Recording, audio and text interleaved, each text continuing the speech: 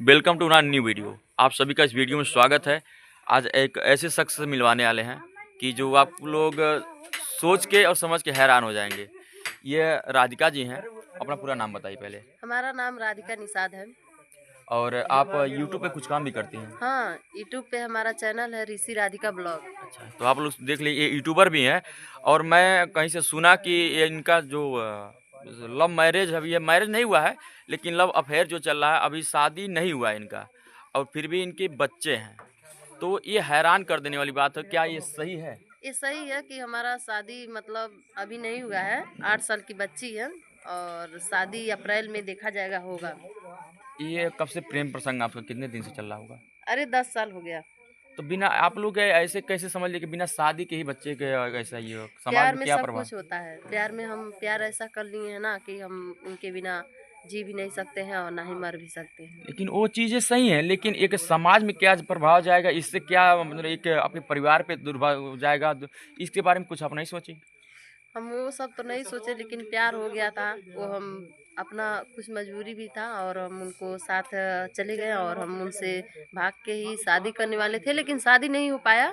फिर भी हम उनके घर ही में रहते हैं एक बच्ची का जन्म देकर, और हम 8 साल की बच्ची है, पढ़ाते हैं लिखाते हैं और उन्हीं के साथ और अपने जो हमारे बॉयफ्रेंड है उनके साथ रहते हैं। और मान लीजिए कुछ साक्ष्य ऐसा है कि उनके साथ आपकी शादी ही करें, उसके बाद अगर छोड़ के चले जाए तो फिर क्या होगा आपका?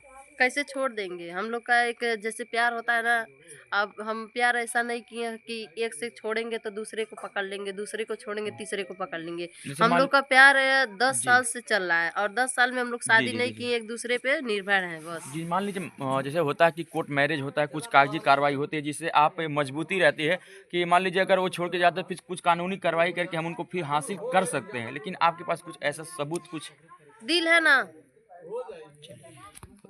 तो आपके पास ऐसा कुछ सबूत है जिससे आप फिर उनको हासिल कर सकें?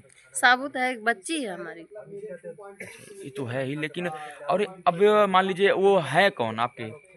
हमारे भतीजा है। सगे भतीजे हैं? नहीं, सगी नहीं है, घर के बाजू में के हैं, अच्छा, गाँव गढ़ी भतीजे जैसे हैं। होता है कि यहाँ बगल के रहते हैं कुछ ऐसे लोग, पद में लगते हैं भाई भतीजा तो। हम्म। अच्छा, अच्छा, चलिए वो कोई बात नहीं भतीजे है। हैं अच्छा। और मैं भतीजे से ही प्यार करके बैठी हूँ। वो भी हमसे बहुत प्यार करते थे, हम एक दूसरे को हम लोग बहुत प्यार करते हैं।